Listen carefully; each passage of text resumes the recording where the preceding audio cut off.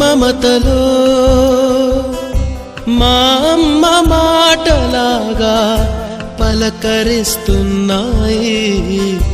గుర్తుకొస్తున్నాయి, గుర్తుకొస్తున్నాయి.